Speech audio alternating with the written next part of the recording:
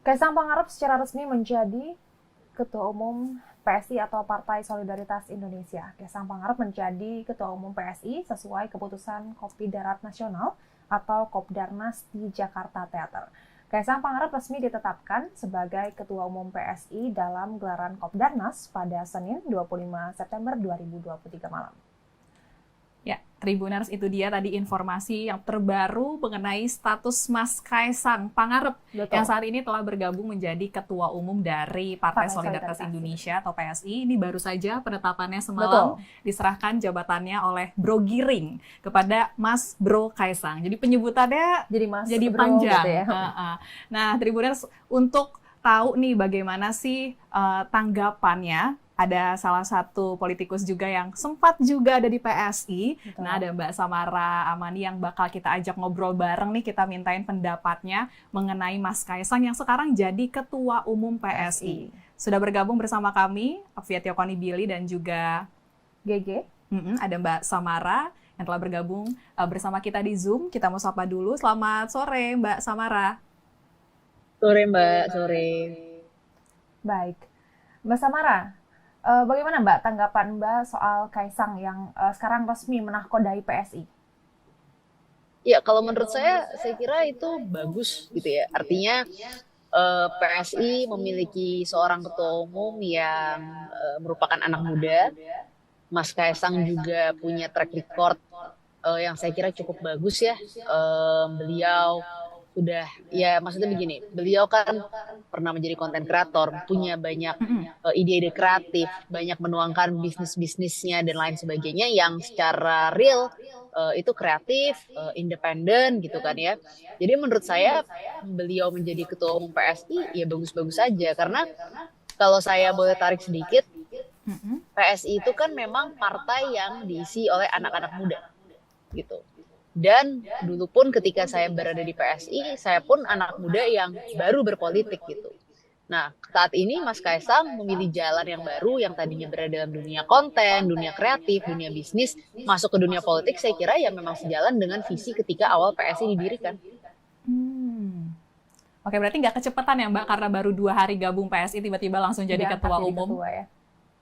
Kalau menurut saya, kita kembali lagi kepada seperti apa sih PSI itu gitu kan. PSI gitu ya, saya mencoba melihat situasi ini secara objektif. Dulu ketika saya pun jadi ketua DPP di PSI gitu ya, saya juga baru lulus kuliah gitu. Dan saya jadi ketua DPP ketika bergabung dengan PSI. Karena memang dulu PSI sebagai sebuah wadah itu memberikan ruang untuk setiap kader-kadernya dan anak-anak muda di luar sana melakukan proses pembelajaran bersama-sama. Itu PSI gitu. Mungkin di setiap partai politik caranya berbeda-beda dan ini nggak ada yang benar, nggak ada yang salah, semua caranya beda-beda aja gitu. Nah, PSI itu memang adalah sebuah ruang untuk para kader belajar bersama-sama melalui proses politik itu. Makanya banyak yang menduduki posisi-posisi strategis dulu, saya dan teman-teman itu memang tadinya belum punya pengalaman politik, baru masuk ke dalam partai tapi punya semangat yang tinggi. Nah, mungkin PSI dan Mas Kaisang memiliki kecocokan itu gitu. Nah, dalam posisi seperti itu saya kira sebagai orang yang pernah berada di sana dan sebagai anak muda yang percaya dengan pergerakan politik ke depan ya kita support gitu. Tentunya dengan harapan Mas Kaisang akan terus memberikan gebrakan-gebrakan politik yang baru gitu. Karena saya menantikan juga nih warna-warna baru yang akan diberikan Mas Kaisang di dunia politik. Bukan hanya untuk PSI tapi juga untuk landscape politik Indonesia ke depan. Baik Mbak, dengan terpilihnya Mas Kaisang ini sebagai ketua umum nih, apakah bisa mengangkat elektabilitas PSI yang masih dianggap partai 0, Nah, itu saya kira ya itu mungkin menjadi PR internal untuk PSI dan untuk Mas Kaisang yang sekarang baru menjabat sebagai ketua umum gitu ya. Dan mungkin kalau misalnya punya kerja-kerja politik yang serius, saya kira bisa gitu. Dan itu tentang keseriusan sih, kalau misalnya memang ada keseriusan untuk melakukan itu, kerja-kerja politik yang baik, dan saya kira Mas Kaisang ini kan punya banyak ide-ide kreatif gitu kan. Mungkin dengan ide-ide kreatif beliau, bahkan banyak anak-anak muda yang memang menjadi basis demografi di 2024 ini yang akan tertarik memilih PSI karena melihat cara-cara baru yang akan mungkin ditawarkan oleh Mas Kaisang nantinya di PSI. Jadi figur-figur muda seperti Mas Kaisang menduduki jabatan partai politik menurut saya positif ya. Jadi saya harap juga nanti akan makin banyak figur-figur muda yang menduduki jabatan-jabatan strategis di partai politik lainnya. Kalau misalnya ibaratnya kan PS ini identik banget nih Mbak Samara sama Partai Anak Muda. Tapi targetnya kan anak mudanya ada yang lebih muda lagi nih di tahun ini target dari pemilu 2024. Jadi dengan dipilihnya Mas Kaisang pas ya Mbak.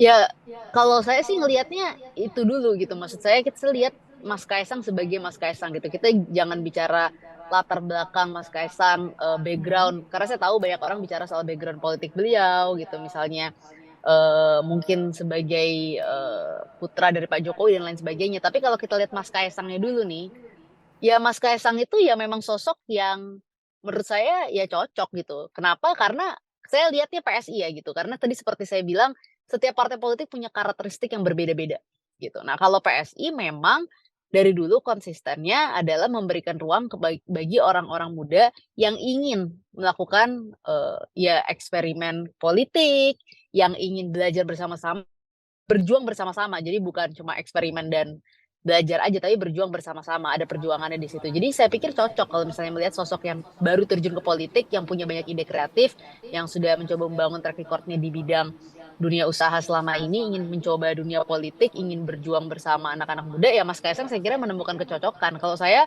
sama seperti ketika saya kemarin mensupport banyak teman-teman saya masuk ke Partai Amanat Nasional, ke PAN, Mm-mm.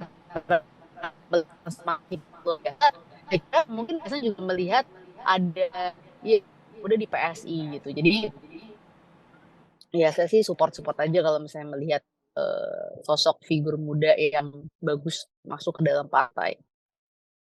Oke Mbak, nah kalau kita flashback sedikit lagi Mbak mengenai terpilihnya Mas Kaisang ini waktu Mbak di PSI ini untuk pemilihan ketua umum kan berarti Mbak masih ada di dua sebelumnya nih pemilihan ketua umum. Nah ini prosesnya emang singkat-singkat aja cukup ya Mbak ya Karena hanya dalam 5 hari mekanismenya. ya Kaisang ini.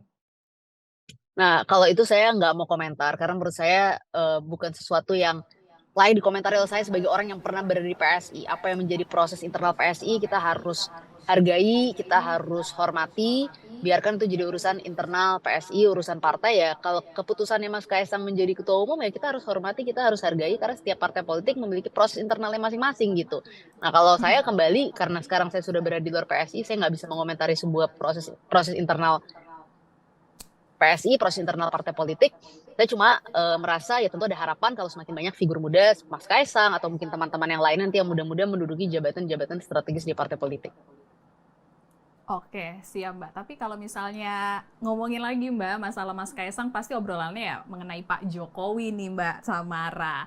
Nah, mengenai ini gimana nih Mbak? Mas Kaisang pun mengakui dia punya privilege untuk menjadi ketua umum PSI ya karena ada nama Anak besar presiden Jokowi. katanya gitu ya. Kalau flashback ke arah PSI kemarin berarti emang harus ada tunjuk-tunjuk arah dari Pak Jokowi ya Mbak kalau PSI itu. Ya saya kira itu sikap PSI yang harus dihargai dan dihormati oleh semua. Kan setiap partai politik punya sikap masing-masing ya. Pasti punya pilihan politik masing-masing, sikap masing-masing, kebijakan politik masing-masing. Dan PSI memiliki sikap itu ya tentu kita harus hormati. Karena kan memang itu yang ya proses politiknya pasti sudah ada gitu. Dan keputusannya diambil berdasarkan proses politik itu. Kalau saya sih mengambil posisi harus menghormati itu. Dan saya kira justru kita harus apresiasi kalau Mas Kaisang mengatakan bahwa saya ini memiliki privilege loh sebagai anaknya Pak Jokowi. Itu kita harus akui karena menurut saya Mas Kaisang mengakui itu adalah sesuatu yang harus diapresiasi karena nggak mudah untuk seorang tokoh atau anak dari ya presiden untuk mengakui privilege yang mereka miliki gitu. Jadi mengakui privilege itu penting sekali dan saya kira itu harus diapresiasi. Nggak semua orang ingin mengakui privilege yang dia miliki. Kalau saya selalu mengapresiasi orang yang mengakui privilege yang mereka miliki untuk mencapai sebuah posisi tertentu gitu. Nggak ada yang salah karena kita nggak bisa memilih lahir menjadi anak siapa, kita nggak bisa memilih memiliki kekayaan seperti apa, kekuasaan seperti apa ketika kita dilahirkan ya gitu. Jadi kan Mas Kaisang nggak bisa memilih dilahirkan dari mana, tetapi dia mau mengakui bahwa background latar belakang keluarga yang membuat dia mungkin lebih beruntung itu sesuatu yang saya kira harus kita apresiasi.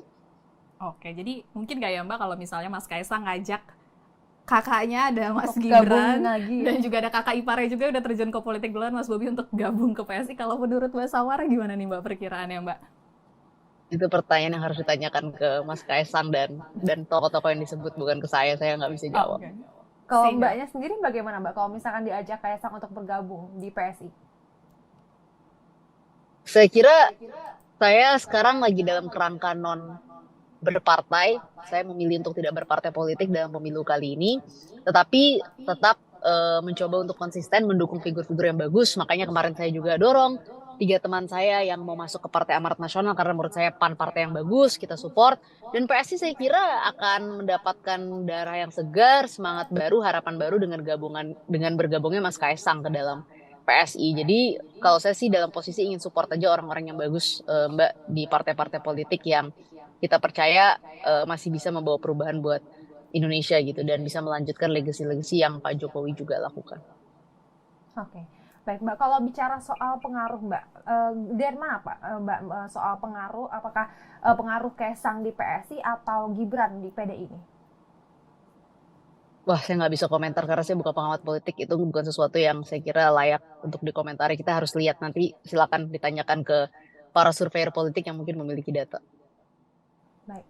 Oke, nah terakhir nih Mbak Samara mengenai Mas Kaisang yang sudah terpilih menjadi Ketua Umum PS. Ini kan berarti ada wajah baru, ada suasana baru, sedangkan pendaftaran nih tinggal sebentar lagi nih, pendaftaran Capres dan Cawapres. Nah, kalau misalnya menurut Mbak Samara sendiri, ada harapan nggak sih Mbak atau ada masukan buat Mas Kaisang di poin mana nih Mas Kaisang harus lakukan jelang pendaftaran Capres dan jelang bergabung dengan koalisi yang akan dipilih oleh Mas Kaisang dan PSI nanti, Mbak? Saya kira nggak ada saran, petuah, atau apapun kepada Mas Kaisang lah. Saya juga orang baru di politik ya. Kita sama-sama belajar. Saya ucapkan selamat aja untuk Mas Kaisang, good luck. Kita nantikan gebrakan politik Mas Kaisang yang akan kita mungkin lihat dalam waktu dekat. Apapun itu keputusan politik dari masing-masing partai politik, baik Mas Kaisang, baik PSI, dan mungkin partai-partai lain yang belum menentukan pilihan atau masih, ya yang lain sudah menentukan pilihan sih, banyak yang sudah menentukan pilihan. Tapi apapun itu kita harus hargai sebagai sebuah sikap dari partai yang memiliki proses internalnya. Baik, terima kasih banyak Mbak atas waktunya dan juga pandangannya. Ya, terima kasih banyak. Perbincangan kita dengan Mbak Samara Amani mengenai Mas Kaisang Pangarep yang sudah terpilih menjadi Ketua Umum dari PSI. Nah, di awal-awal pasti kita nunggu banget ya Tribuner semua, siapa sih Capres mungkin yang akan dipilih oleh Mas Kaisang dalam waktu dekat untuk menentukan arahnya, arah konkretnya gitu, realnya siapa yang bakal dipilih 2024 nanti. Oke, nah segitu dulu Tribuners informasi kita hari ini. Terima kasih sudah menyaksikan. Selamat kembali melanjutkan aktivitas. Saya Apvia pamit. Dan saya Giok Mengwan pamit undur diri. Sampai jumpa. Terima kasih sudah nonton. Jangan lupa like, subscribe, dan share ya.